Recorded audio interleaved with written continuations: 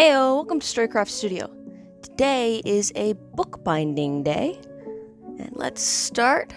So, a while ago, I got this sketchbook pad, so I can use papers to make proper sketchbooks instead of using printer paper. Since I had this and I work with dolls, I decided to figure out how I could do doll-sized books. So I took a piece of paper and started folding it. This would be the standard full book size. Then half and a quarter of this would be a notebook size, pocket size, fairy book, because it's a little big for dolls. And then a doll tome, like a spell book or something, that'll be fun to do. And then this is what I describe as a doll-sized book. Here for reference is a Frankie. And yeah, I'd say that's a good doll size, wouldn't you? A bunch of calculations, a bunch of notes here and there. But today, what I'm going to do is I'm going to make a fairy book. This is the first of the extra small books I'm doing. And I've decided I'm going to do a video on each of them to kind of see how that goes and show you the process. Also, I'm going to experiment with the covers.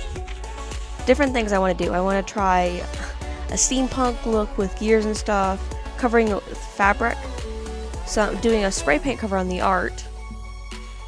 Spray paint art on the cover. Hoi. A flower print, some solids, and some characters.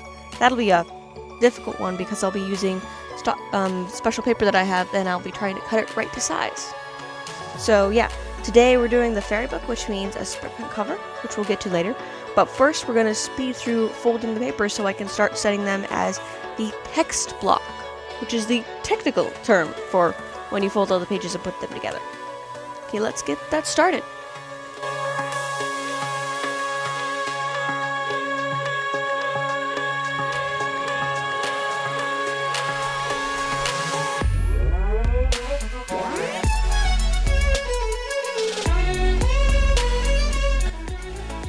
So here are all the folded pages, and now I'm going to turn them into these signatures.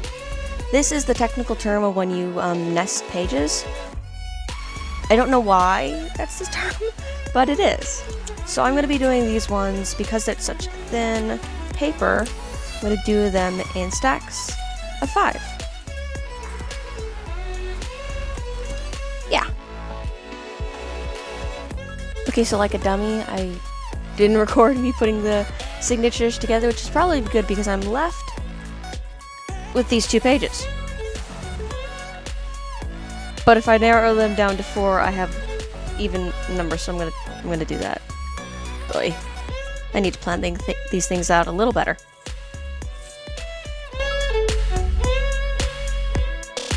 Okay, so now I have my 8 signatures, and you will notice they are bouncy.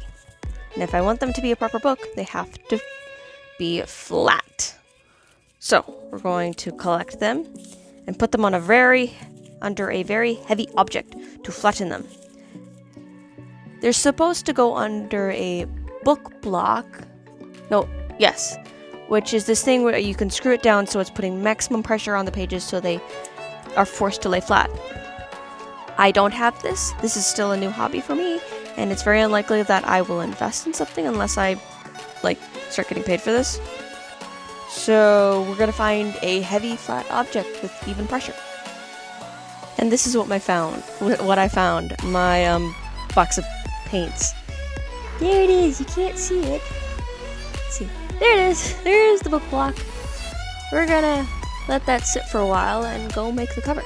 To make the cover, I'll be using this small piece of cardboard, and I'll be doing it in the same method I did these guys years ago. You can find them way back in my channel. I'd rather you not. They're embarrassingly old and stuff, but yeah. That's the same method I'll be using for this, and then it will be cut to size and worked around, and I will be honest, I'm not sure it will work, but we shall see. We have relocated to the garage for this part of the sketchbook creation. I need to. come up with a better way to phrase that. Here is the back side of the cover. which is still... It's still sticky, so I'll need to let it dry. But while it does that, I'm going to take you through what I'm going to be using. I've got my spray paints, so these... I'll be using these pinks. Yellow we'll be using to make the planet, along with some gold, because I always think there should be shiny and glittery and fabulousness. For the space part, because... Did I mention I'm making a planet? I know there are other things you can make with spray paint, but I don't know how to do that yet, so I'm making a planet. So here are the galaxy space colors, some dark purple and dark blue. Wait, did you see the dark purple? Dark purple. And then the black. Everything's gloss because that's what I have. And then some white for stars. White for stars. Which I'll also use the gold again. I need to... This is a new setup for me for explaining live. Also, for the stars, I'm going to be using glitter because I think it should sparkle. So that's some white, some blue, and raspberry, and some gold because stars come in lots of colors. And then, hold on, I gotta move around. To make the texture of the planet, I use plastic, which I press in to kind of peel it back, and it'll be clearer when I'm doing it, how it works, but yeah. And then when it comes to creating the shape of the planet, here is this kind of disc thing that I got off a thing that'll protect the planet while I build the galaxy around it. And to make the stars, I'm gonna use this as a palette to spray the white and gold, and then use this brush to kind of flick it. Now, the number one artist that I follow, he uses his fingers, but that's because he has gloves. I do not have gloves, and I do not have a way to get them. And then the last piece of equipment I use is a mask. This is my dust mask that I've been using for, going shopping in. And I'm gonna replace the filter soon, but since I'm in the garage and not outside because it's really windy, I definitely need something to protect me because this is a lot of fumes. And so you should definitely not just use spray paint in an enclosed space without kind of some way to protect your lungs. And then I will also be using some safety glasses to protect my eyes, and yeah, so now we're gonna just do it.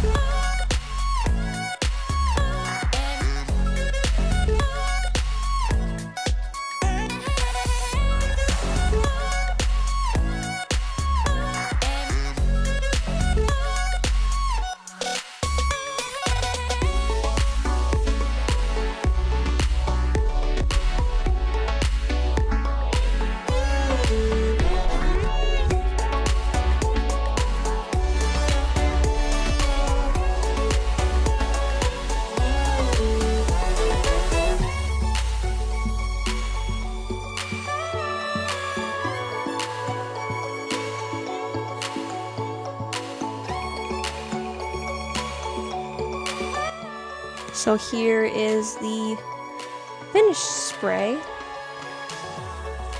Just finished. I had a little more white after that recording. I'm going to do a gloss layer once this is all dry. You can kind of see the glitter. Very happy with that. And then it'll be time to cut it down and make it the cover. Okay, after a day of sitting, the text block is flat. Gloriously, gloriously flat. Now, some of you are wondering, when you're starting out, do I really need to take the time to flatten my text block so it's all uniform like this? The answer is yes. I did not do that with this and a few other mistakes, and I am forever angry. And oh, I've lost a jewel. I am forever angry that it does not lay flat. It's a great sketch. It's an okay sketchbook, actually. It's fine. It's not. It's fine. We're gonna move on. We're not gonna. This is a new sketch. This is a new book. We're not gonna talk about the old book. So here we have the text block. Next step is to mark where the holes are gonna be and then sew them on. Well, sew them into the inner spine. Other bookmakers won't do an inner spine, I think. They just do kind of a main spine. I do it this way because I do everything weird. Okay, let's actually do this part. So we got one in the middle. This is the stitching method I use. And one at the edge, not quite the end, so it actually holds on, and then one over here. And then we transfer it to all the others. That way everything's uniform. And I'm aware they're not straight along the edge. That's because they're not all the same size. I kind of just accept that. I used 2 papers to get all of these, which is the fun part of having them closed, is if I only needed 2 papers for this many. And then, well, the first page, I didn't measure right, so I just kind of went in on instinct and numbers that were inaccurate, so it came out a little wrong. The second one I did better, and those are uniform, but the first set are off, so yeah, it's off. Okay, and then next step, excuse me sniffing, it's been a dusty day. Next step is to take these. This is a punching block thing from my Stampin' Up thing, and my best friend ever. This was part of a clay sculpting thing, and I use it for everything. It's all over the place. If you've seen my other videos, it's just all over the place. And I just realized I need something. Give me a moment that you won't even notice. You didn't notice the thing, did you? So, these are tiny little clothespins, also from Stampin' Up. You'll see a theme here. I use a lot of Stampin' Up stuff, as I've mentioned before, I think. So I'm using it to keep these all in line so that I punch through all of them. One on each side. Then I take this, spread it out, and punch through. You could conceivably do this with your needle as you go, but this makes it easier. So I just punch through. And that's what this is for, to make it easy. And voila! Now I'm just going to do that to all of them while you watch in time-lapse. Let's go with time-lapse, we're going to call it.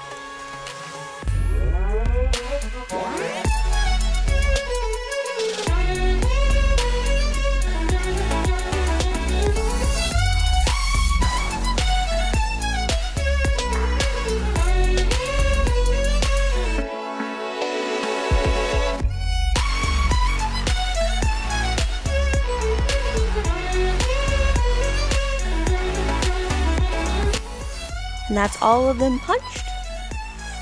And let's see. So that's all the holes ready to go. And unfortunately, my text block is misbehaving. So I was going to sew this next, but since they're misbehaving, I'm going to put them back under the paint box and turn to another step. Let's do that. So while the book block is re-squishing, we're going to talk about the cover. We're not cutting it apart just yet. I want to do it with the inner spine and all that stuff because I've jumped ahead on the previous 2 books, and it messed up some things. So we're gonna actually talk about the splash page. Ta-da! So this is the 2 pages on the edge of behind the cover that bind the pages to the cover. I've chosen this darker pink to go with the planet, because that's going to be the main feature of the cover. Not sure how yet. I'm still contemplating how to cut that apart. But so here is the paper, and then I'm going to need pencils, ruler, all that jazz, and of course scissors to figure out how to cut it.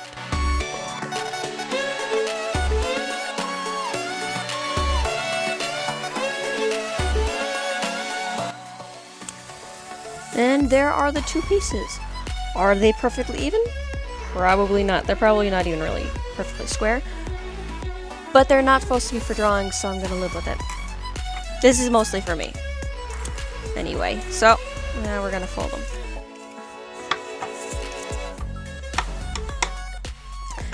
Okay, so now the traditional way of attaching these splash pages is with glue. but I try not to use glue with my books, so they're going to be stitched on. And for that, I'm going to end up using my embroidery. So this is the... I have a small bag in my room, but this I stole from the sewing room, and it's going to live here now because no one else uses it but me. And ta-da! Right on the top, as if I pre-planned it. Which I did. This perfectly matches, in my opinion, so this is what I'll be using to sew these on when the time comes. The next step is to punch holes, which you can't do without comparing them to the other pages, which are under the paint box. So we're going to move these all aside. And that goes away. Okay, so after some measuring and such, I've got the inner spine ready to go. So now I'm going to take my stabby doodle. Love this thing, as I'm going to keep saying forever. I literally use it all the time. I use it to paint, for heaven's sakes. So we're going to stab 5 holes. And put 2 signatures through each hole.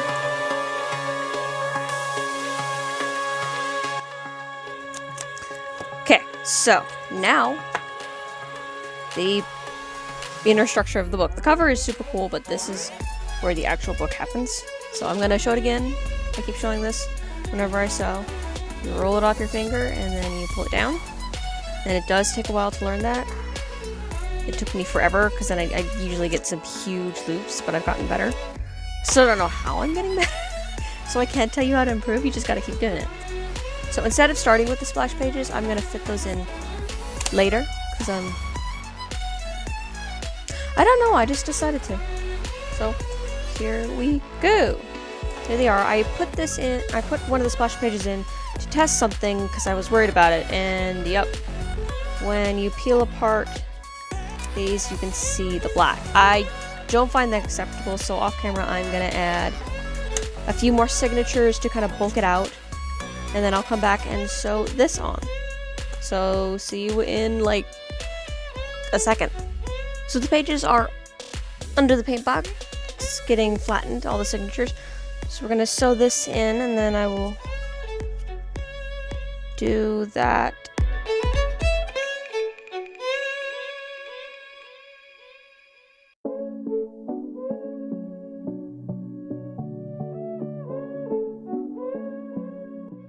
And then the pages will be in next time I return, and we will be working on the cover.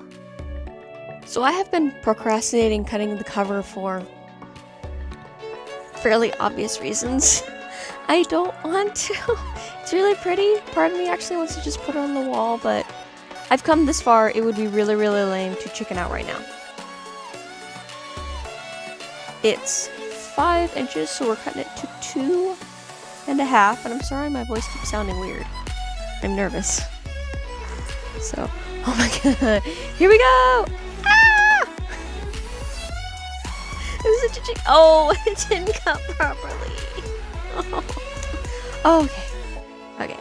Oh, I just did that. I have regrets. I'm such a chicken. Here's the book block, by the way. These are all 13 signatures thrown in with 2 splash pages. No. Right there. It's in between one of those weird super small marks that have a name, but I can't remember it. Oh, cut that time better. So there it is! Oh my god, I just got that. I have so many conflicting feelings.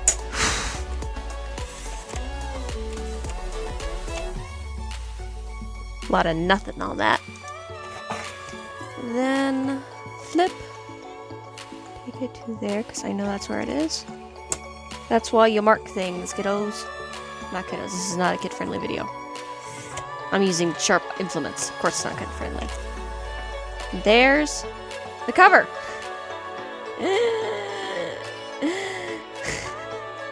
That was so nerve-wracking. I can't even explain to you how nerve-wracking that was. So here is the front cover and the back cover, and they do not match perfectly dimension. I'm gonna live with it.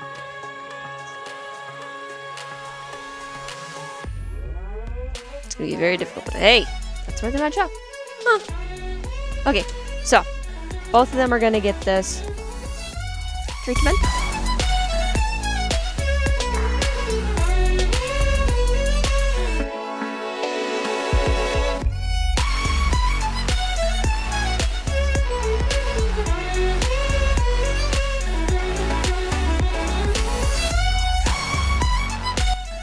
Okay, everything is painted, and we're going to let it dry before we do the final steps and apply everything.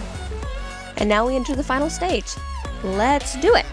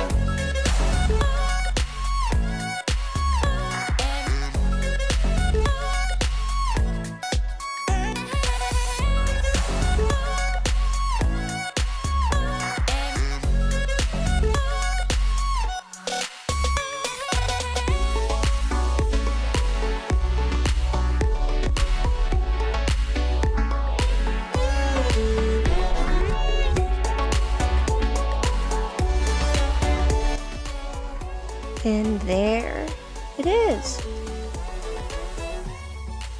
There are some little tiny touches I'm going to do off screen, and then we'll have my final thoughts. And here's the finished product. I added my dragonfly glaze to the planet to give it a little bit more sparkle. It's very subtle, which I think is good, considering all this bling on the other side.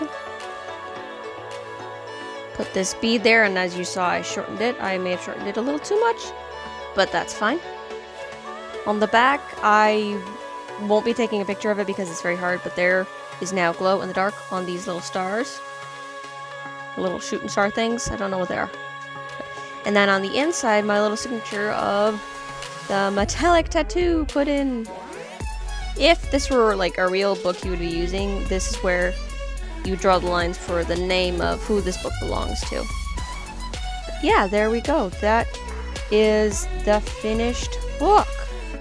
My first fairy book. I'm pleased with myself. I'm not a fan of how it springs open, but it's thick and it's cool looking and it's sparkly and pretty, and I am pleased. So thank you for watching. Make sure to like and subscribe to see more stuff. Comment if you want. I would really appreciate some comments. And I will see you guys in the next video.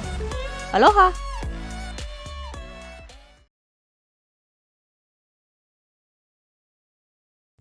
Wet the tips so the threads stay together, because they don't want to, because they're rude.